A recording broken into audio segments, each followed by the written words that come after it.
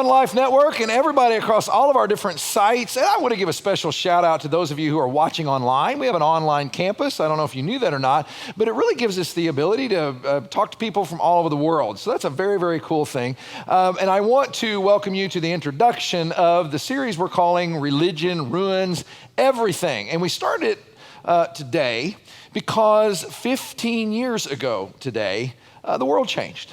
And the defining moment, really, of an entire generation happened. And I've heard it pointed out that it wasn't a defining moment only because it was the single worst attack on American soil.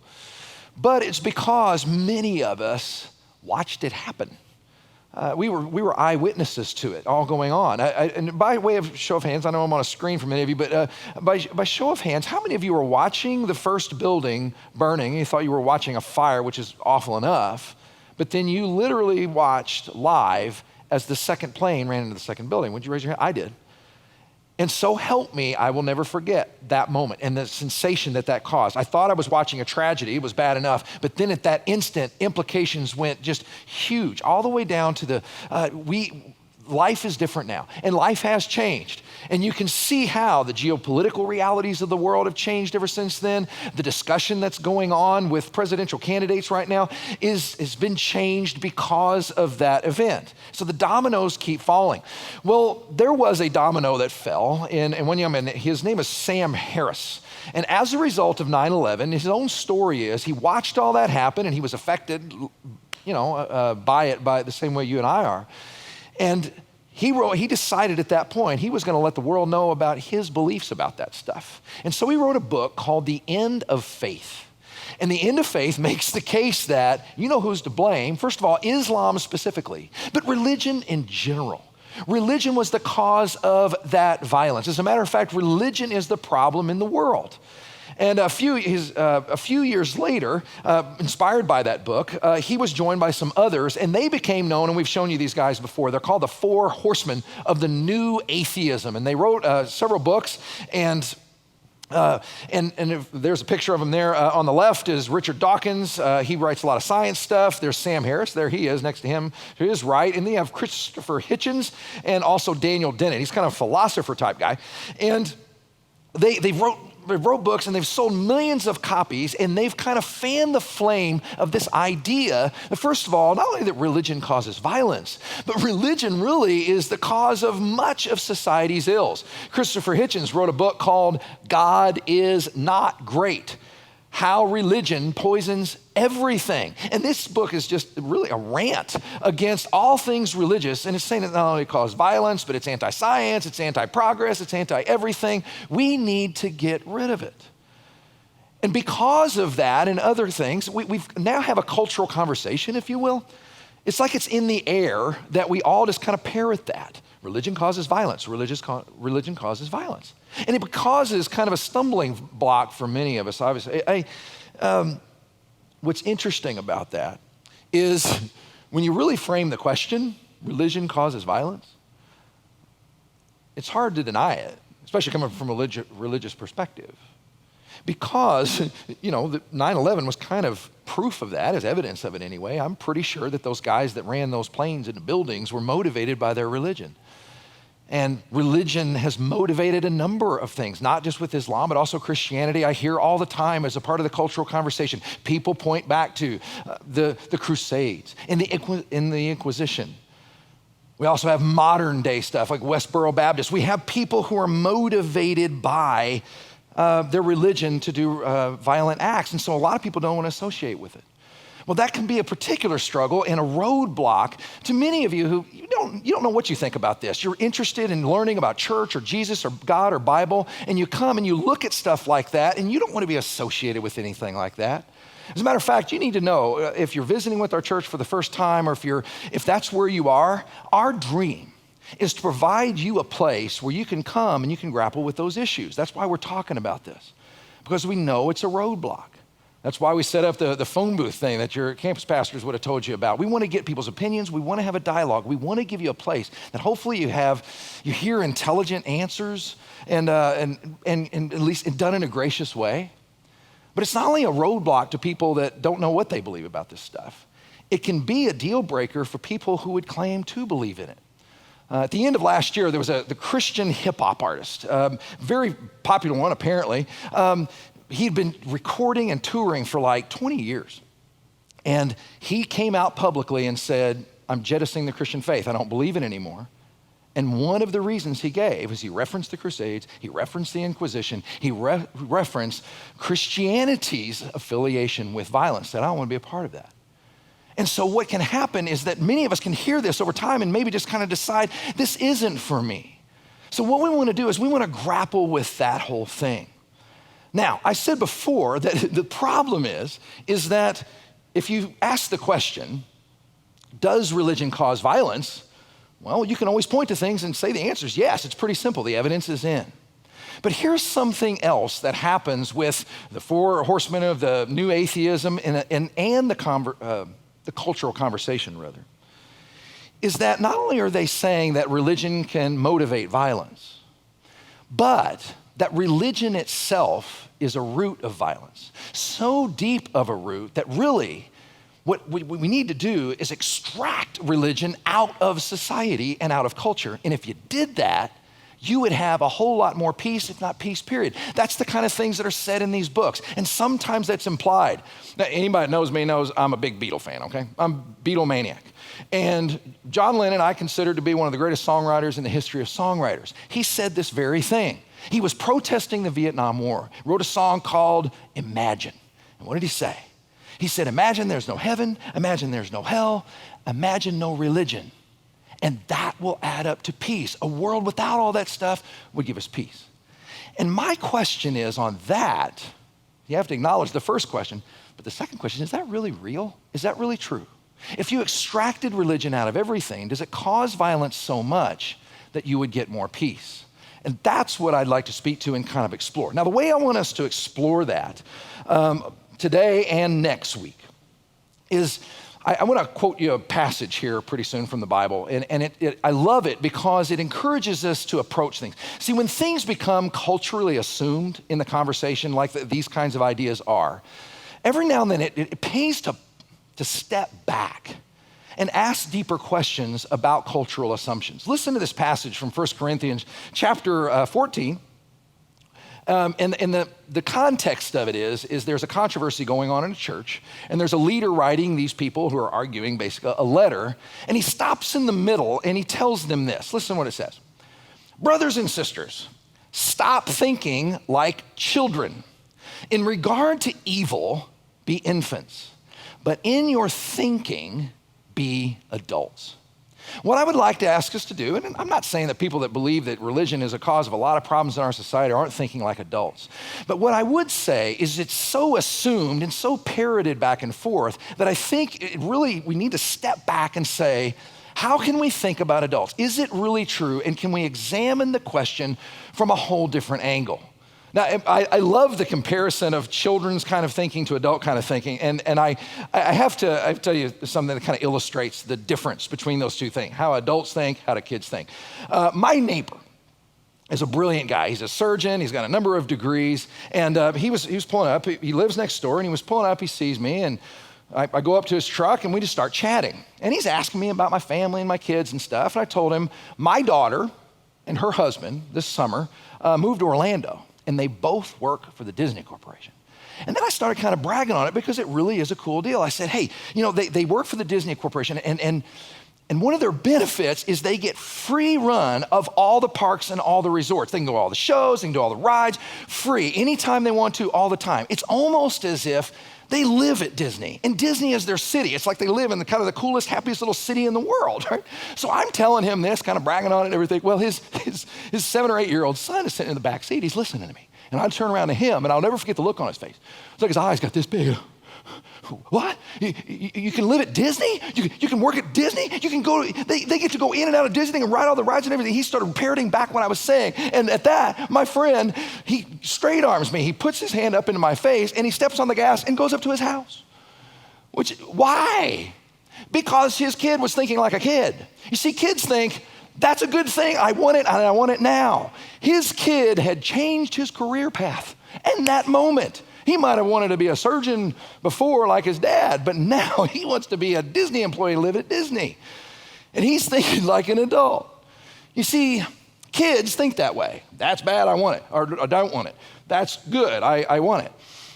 Adults, when we're thinking like adults, I would maintain that adult thinking has dimension to it and depth to it. In other words, adults, they think about their past, bring in their past experiences. They think of how their behavior kind of affects other people. They think about future implications.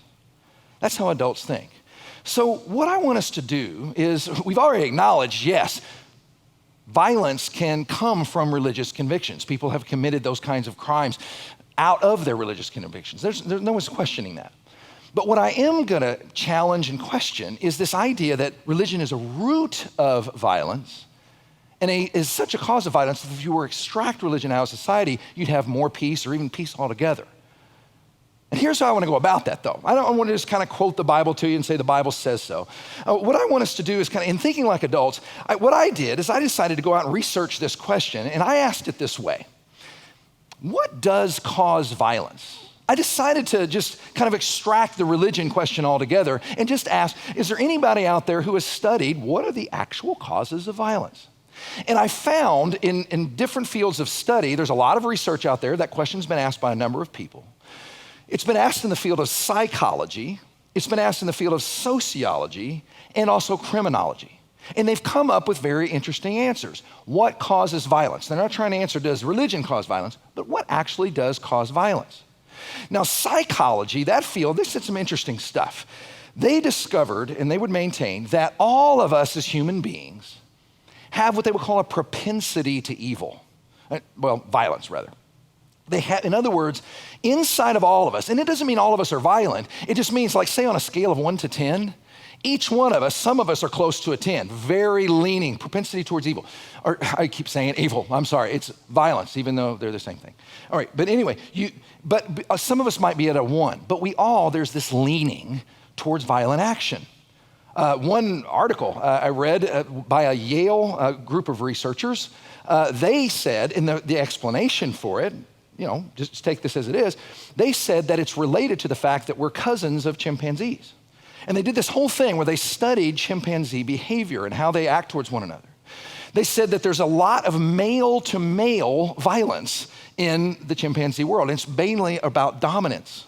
There's a lot of female-to-female violence, which usually has to do with the male or reproductive kinds of issues, their children and all that. And then they also actually have groupings and tribal violence towards one another, and it's over territory. And when you think about it that way, does any of that sound familiar? It's kind of like maybe they have a point there, right? So they said that that's where the leaning. And then they go on to say this. All of us have kind of this leaning towards violence, but it can be triggered by things. And according to them, the number one trigger is basically what happens in the home. When you're a child, if you see violence as a normal part of life, or if you see violence can get you what you want, you'll tend, and that propensity to violence will kind of show up. The other things that they gave were things like alcohol. I heard alcohol mentioned a lot in these lists, that people, whenever they get drunk, tend to be more violent. Culture, video games, and things like that. Those kind of aid the propensity to violence. In the field of sociology, there was the UN commissioned one research group of 160 different experts. They went around the world and they asked the question in all these violent areas, what's causing this? And they came back with a few answers to the question. They said, first of all, a lack of democratic processes. In other words, gathering people up, letting them kind of self-rule. 2, unequal access to power. 3, social inequality marked by grossly unequal distribution of or access to resources. And what are they saying? They said really violence has to do with one tribal group versus another tribal group who's perceived to have more power, more resources, more advantages, right? It's a vying for power, and we all kind of know that by instinct. And that's arguably where religion comes in. Because we all group as human beings. We're tribal in how we look at things. And it's very, very, very easy, and we do this all the time, that our tribe over here is better than that tribe over there.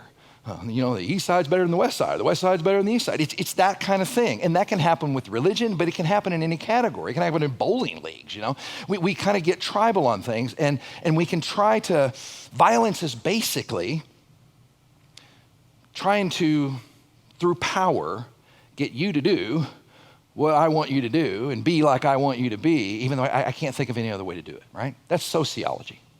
Finally, the field of criminology. These are the ones that deal with violent crime. What do they say the causes of violence are? They say this. Number one cause, they say massive child abuse and neglect. Number two, just raw, poor decision-making skills on behalf of the people who are being violent. Sometimes people just fly off the handle, they get out of control, and they just make poor decisions. 3, drug addiction. 4, alcohol misuse. And 5, mental health issues. That's what criminologists have said. Now, why did I go through all that? Because when I asked the question, what causes violence? First of all, none of them mentioned directly religion itself. And what I discovered, and I would maintain, in the answer to the question, does religion cause violence? Yes, it's motivated violence, certainly. But if you extracted religion out, would you get more peace? I don't think you can make that case. Because what I discovered is when it comes to why human beings are violent, there's a whole lot more ingredients to that recipe than simply religion is the cause of it. It's too simple of a way to think. We have a propensity. There's power issues. There's tribal issues. There's alcohol issues. There's upbringing issues. There's all kinds of issues go into that recipe. And we need to remember that. And just getting rid of religion, if you could wave a magic wand tomorrow and get rid of it, you wouldn't necessarily have peace. You would just have other expressions of violence. So with that, then I kind of, okay, I want you to think about that, and then I want to shift gears just a hair. So I started asking myself, okay, all right, so those are the causes of violence according to different, scholarly stuff and all that. But I think to myself, okay, I know other things cause violence. What would cause me to be violent? What would cause you to be violent, or has caused you to be violent, or do you just imagine yourself to be violent? And I came down on one fundamental reason that people get violent, and it's kind of demonstrated in a movie clip I want you to see, all right?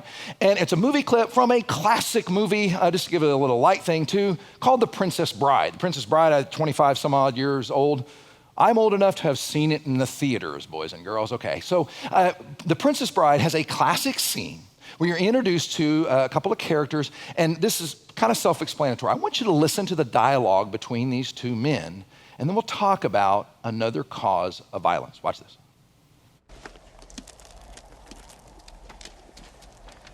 I do not mean to pry, but you don't by any chance happen to have 6 fingers on your right hand? Do you always begin conversations this way? My father was slaughtered by a 6-fingered man.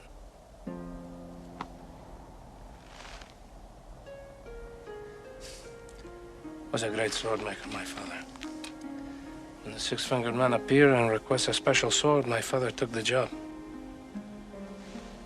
He slept a year before he was done.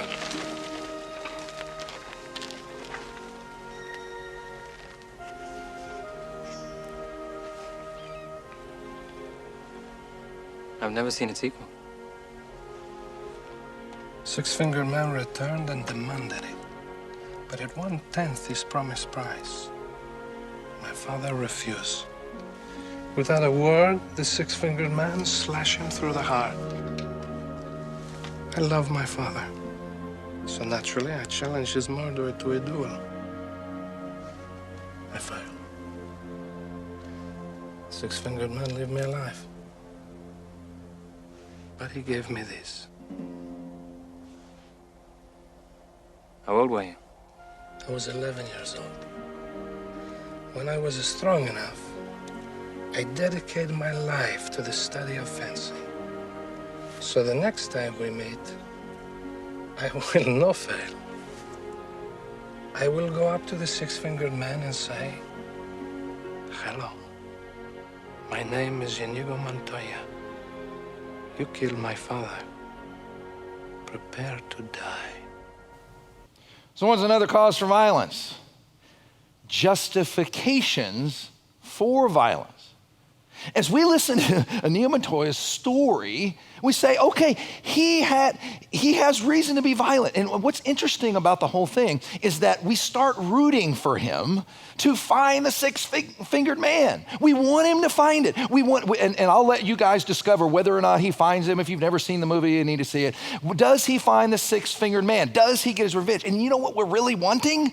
We're wanting the movie to come to a place where he does say, hello, my name is Inigo Montoya. You killed my father. Prepare to die. And then run him through with a sword, right? That's what we want. We want violent action. And it's because of his story. The guy watched his dad get killed and he got the scars and the thing. The guy has it coming to him. There's a certain amount of justice involved here. And that's another kind of interesting place of violence. You see, because we all have this innate sense, it's just inbred in us, that there are behaviors that deserve some kind of pushback, some kind of negative, some kind of punishment. And this guy that killed Inigo's father had it coming. I don't know if you saw this or not, but just within the last week, they discovered the remains. Been lost for 27 years. It was an 11-year-old kid up in Minnesota, missing for that long. Finally, they found his remains. He was dead, and his parents were hoping he was just missing. And then very soon after that, his killer came forward and confessed. And when you hear about something like this, 11-year-old kid, he was out hanging with his friends and riding his bike or something in a neighborhood and was taken and just brutally murdered. And you think about the pain that those parents went through and his grandparents went through and his whole family went through and just the agony of that. All of us know that it would be a travesty just to say to the killer, that's okay. Just don't do something like that again and let him go. We all know that there's something in his actions that justify wherever you are on the punishment thing, whether it's capital punishment or putting him away in jail or some kind of retribution. In any sense, we all have that sense. And the stories that we tell, like The Princess Bride, and a number of different movies and books all have that basic idea in them. Justice kind of functions that way in your mind. And with that in mind, I want you to think about something. What a really fascinating article in the Harvard University Divinity Journal. And the article, a guy kind of got to this, and he was pointing out we have this very strange way of looking at other groups and things and how we justify things in our mind. And he ends up using Sam Harris as an example. Sam Harris, who wrote the book, The End of Faith. He quotes the book, The End of Faith, because Sam Harris has a chapter in the book, The End of Faith, where it's about Islam. He's blamed them for the attacks on 9/11, and he's saying, what do we do? And what would happen if one of these Muslim regimes were to get a hold of a nuclear weapon? And listen, and this was quoted in the article the guy's writing about him. He says this, and he's quoting Sam Harris, quote, "In such a situation, the only thing likely to ensure our survival may be a nuclear first strike of our own. Needless to say, this would be an unthinkable crime as it would kill tens of millions of innocent civilians in a single day. But, listen to Harris's words, it may be the only course of action available to us, given what Islamists believe." Interesting. An attack on the violence of one group is answered by recommending violence against that group. And the writer's like, I'm not sure Harris understood or really appreciates the irony in his statement. But that's the struggle. We know that justifications are part of this. We wonder how that works.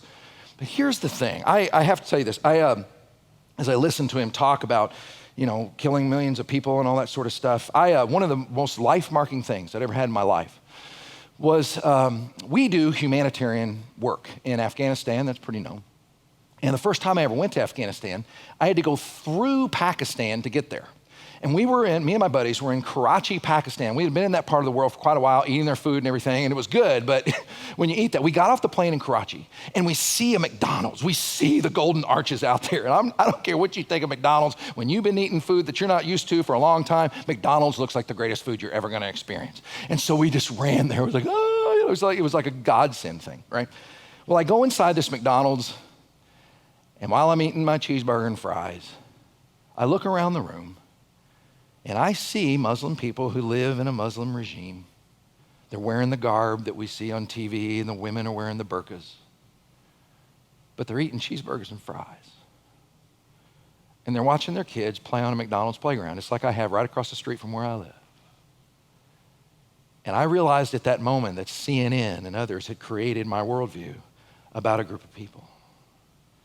And so where I understand Sam Harris's struggle and all of that, it changes the score when you really humanize a group of people rather than demonize them. And my worldview as a Christian, honestly, brought me that moment, changed me. Now I want you to take everything that I've said up until this point, and we want to consider one more thing. I would maintain that, yeah, you can't argue that, does religion cause violence? Well, yeah, it's certainly motivated. We've got lots of cases. But if you were to extract religion from society, would you get more peace? I would maintain not necessarily. There's a lot more complexity to the violence recipe. There's a lot more ingredients there. But you need to, if you're investigating Christianity, or if you're a Christian and you just need to build your faith, here's the thing that you have to ask. Does the Christian view of the world, does Christianity as a belief system necessarily and logically lead to violence if I follow it? It's a great question. We ought to ask that about any world system. We ought to ask that about Islam. We ought to ask that about atheism.